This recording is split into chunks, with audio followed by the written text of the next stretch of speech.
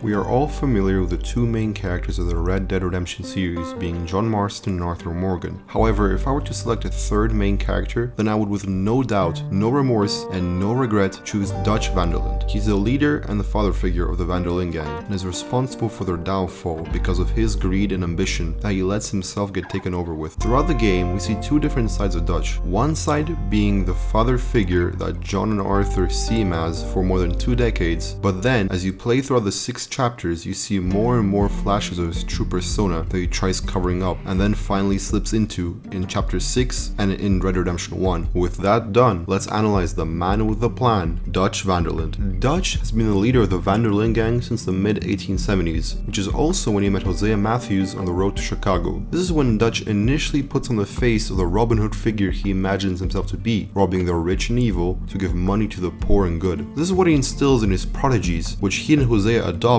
and take into the gang, being Arthur and John. However, throughout the years, the agenda of the gang changes, along with them taking in more shadier figures like Micah, which changed the gang. This also has a profound effect on Dutch, as you see his personality change into a more cold-hearted killer. When we meet him in Red Dead Redemption 2, Dutch is portrayed as an idealist, advocating for freedom, justice, and a life free from the law. He dreams of a place where the gang can live without civilization and the Pinkertons hunting them down. His charismatic speeches and vision attract and retain the loyalty of his gang, who see him as a liberator and free thinker. As the story progresses into chapter 3, Dutch's charm reveals a more sinister side of manipulation. He constantly in missions persuades others to support actions that are becoming more careless and morally dubious to the gang. For example, when he drops the gang into a century-long feud between the Greys and Braithwaites. His predisposition to brush off worries and critiques even from Arthur and Hosea reveal a cunning side. Dutch is more manipulative as he grows increasingly irrational and paranoid, especially in the later parts of the game. He frequently assigns responsibility to others while denying responsibility for his own actions, leading the gang into perilous circumstances while disguising his actions as noble deeds and bringing the gang closer to escaping the watchful eye of the law. Dutch's delusions of grandeur and his belief that he can outsmart or escape the inevitable forces of the law and civilization lead him down a path of self-destruction. His refusal to adapt or accept responsibility pushes the gang closer to their downfall.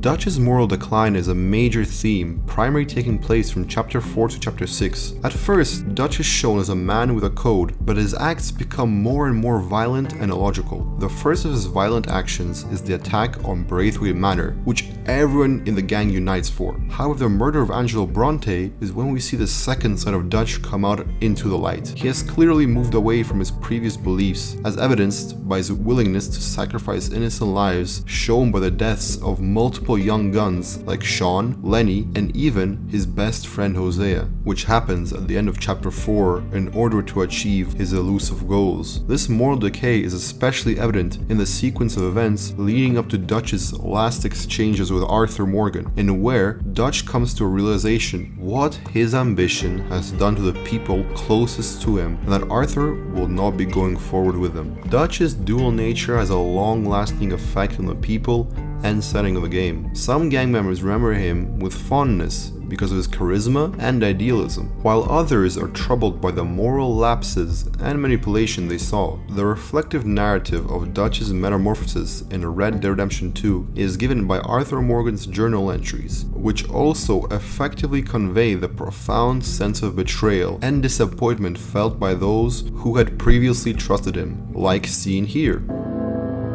Most of all on Dutch, who seems half crazed by all we've gone through. Dutch's legacy plays a significant role in influencing the events of the first Red Dead Redemption, especially as it pertains to John Marston's character, who is forced to face his former mentor and the fallout from their shared past. Dutch's earlier dreams of a utopian life free from government control have been shattered by relentless pursuit from the law and the relentless encroachment of civilization. His rhetoric remains grandiose, but it is now tinged with cynicism and despair. Dutch speaks of being a protector of the disenfranchised, yet his actions increasingly reflect a desperate struggle for survival rather than a coherent ideology. His disillusionment is evident in his interactions with other characters, when he often expresses a belief that society is fundamentally corrupt and beyond redemption. In the end, his legacy is one of a tragic figure, embodying the struggle of an idealist who becomes lost in his own contradictions.